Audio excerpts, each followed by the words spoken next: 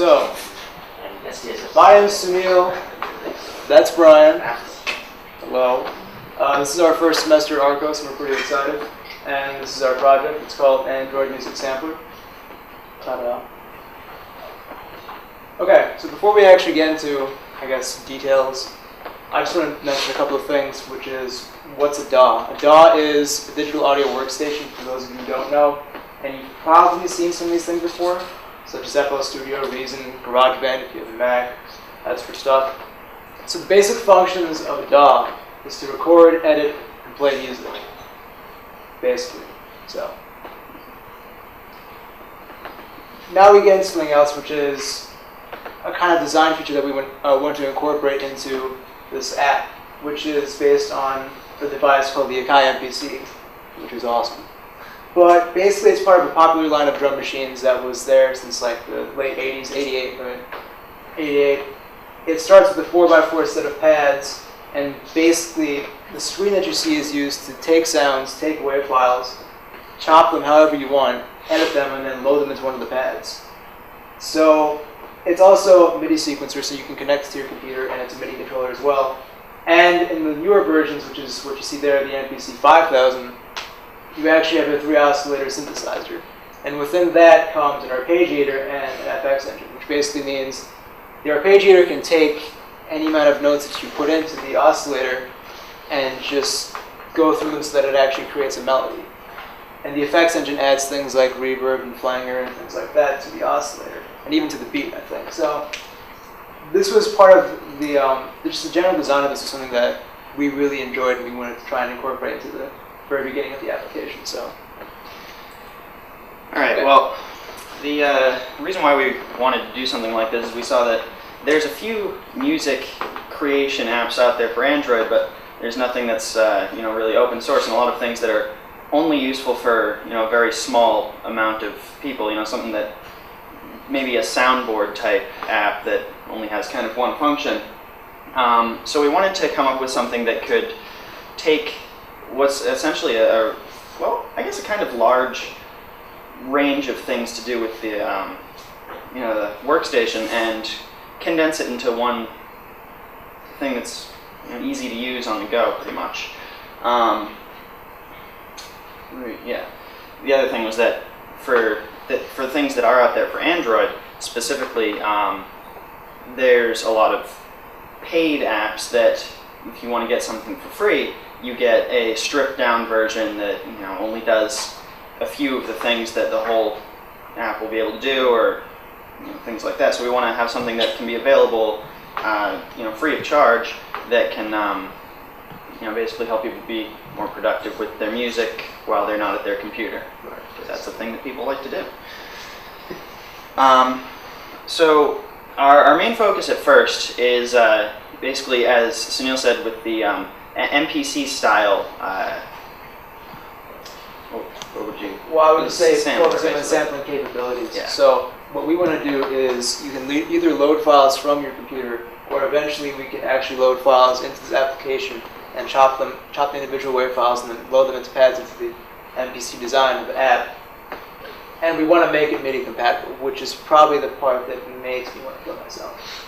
But I know you can do either like a special cable, so it's basically micro USB, which is for Android, to MIDI, or you can, I think you can do micro USB to USB to MIDI or something that's just silly. The other part of it is what's a step sequencer. And what that involves is metronome, which actually is available as open source code. And I get into what a step sequencer is later, and a piano interface. And the main parts of the piano interface I just want to stress now is, if it's easier to create instruments, and we want to actually incorporate something that's known as sound fonts, which is kind of like the alternative to MIDI sounds. And they're very useful. And a piano roll, which is basically used for plugging in individual notes into your compositions. So. Take over this slide. All right, cool. So how it's going to work. So like I was basically emphasizing this entire time, you're going to start with a 4x4 grid, just like you saw in the MPC. And like I was saying, you want to load individual audio files, and preferably MP3s, into pads. And the thing that we want to make interesting is change the grid according to prompts from the user. So we don't want to keep it as a 4x4 grid. Suppose you only need 3 files. We want to change it so that the grid works to what you need. And that way, if you have something to make, such as a drum loop, then you don't have to worry about specifically putting one sound into one pad and then having to deal with the rest of the interface. Saving files is also obviously huge. You've been trying to figure out how to do that, but we don't know yet. And recording, saving, and playing audio. I know that there's a record feature that you can just access as part of the SDK, so that should be a big deal. And then playing the audio back. So. All right, so we're looking to have, as part of this piano interface, similar to what you see here. And the big thing about it is that we want it to be compatible with MIDI hardware, specifically the MIDI keyboard, so that essentially you could have, let's say a small MIDI keyboard that you can plug into your phone or tablet, and use that as input, so that you can either have a touch screen interface with piano on it, or your actual hardware that is going to make it a lot easier for if you want to jot down a melody, you could say. Where was I going with that? I forgot. You want to be able to use sound fonts, which, as Sunil said, is kind of used as a alternative for standard MIDI sounds. It's a pack of sounds with it's sound samples with each sound mapped to one or more notes, so that you can, if you load that in, then you have enough sounds to make whatever it is that you're doing, and it's as one individual file. That's something that we want to be able to use that, especially with the piano interface, so that. Again, I lost the rest of my sentence. So you create your own instrument templates, basically. The other thing I just wanted to mention is that there is, some of you may know what VSTs are. We were thinking about incorporating VSTs into this, but I believe that there's licensing issues, so that you can't actually do that. So sound fonts would be the next best thing. So, all right. So the step sequencer is what I was talking about before, and this is actually an example one. It's called tone matrix, but basically, instead of where you have individual sounds loaded into the buttons like an MPC, one row of buttons becomes basically part of a bar or a measure of music, like you'd see in sheet music. So what you can end up doing is playing the music from left to right and having, let's say, in one part of the row, this row would be a kick, this row would be a hi-hat, this row would be a snare, and so on and so forth. So you could be making music based on whatever time measurement you choose. And like I said before, there is actually source code available for metronome, which makes our lives easier. And having a library of sounds available, so using the file browser that would come with the application. So that way what happens is it comes preloaded with a set of kicks, sets of snares, sets of samples that you can use to play around with, and then incorporating that into the step sequencer. So. The other thing that we're looking to incorporate is a wave editor, which is essentially just working with your raw sound files.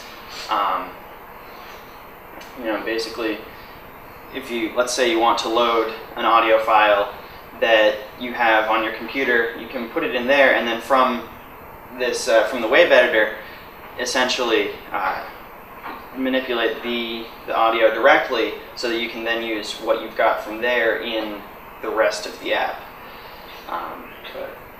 This is also, we'll talk about current goals and further goals, because obviously a wave editor is something that would be very, very complicated to work on. But another feature is obviously bending pitch and time, so that way, but in terms of actually fitting into the measurement of whatever your song is, making sure you can actually bend the wave file however you want, chopping and bending it, changing the time of it, changing the pitch of it, so that it can work for your song. So, all right, so like I was saying, current versus beyond goals. By the end of the semester, we're going to have the MPC down. We're working on it. There are some issues that I'm going to bring up after this. The piano, I'm going to have that down. File browser, which should be easy, and recording and saving files. Beyond that, the wave editor that we mentioned, the piano roll, and if we didn't explain the piano roll before, the piano roll is basically the grid that we use to actually fill in the notes, and the step sequencer. The issue with this is latency for Android, I think, audio latency for Android. I know that it's possible, I think, to get it so it's low, but I'm not sure how we can do it so we can write it into the application, but that's something we're going to have to think about or get help from, so. That's That's good. So. I want to say thank you to everyone here, really, for kind of making this whole thing possible. Questions? Sure. Question, a comment. Android phones and devices can't function as a USB host, so any of those USB cables that might work with computers and other like tablets and things will not work with Android. You need a device that can act as a host, and the phone has to connect to a host. So all of those USB to MIDI sort of adapters will not work with Android. Okay. What you could think of doing is using Bluetooth and then emulating the MIDI on the computer. Right, yeah, so then we you can saw get the something MIDI about that. onto a computer with another application that it talks to. And then you can send the MIDI out of the computer if you wanted to actually send it into hardware, or if you're just using it with a synthesizer that's running on the computer. Right. Work that way. Cool, thanks. Anything else? Sure, what's up? Are you planning to use the source from Audacity or from any other projects for? You mean like getting files from Audacity? So you had Audacity as the way driver. Oh, using Audacity as a way try to and use Audacity's. Oh yeah, we've been thinking about that too. For now, probably not. We want to try and start from scratch. We may look at it just to see. Yeah, it's certainly something that we can look at, if nothing else, as a reference for Right. How to go about that sort of thing. It may be something that we want to incorporate, maybe other open source software into this. As long as that's going to be permissible. Not really sure at this point. Okay. Anything else?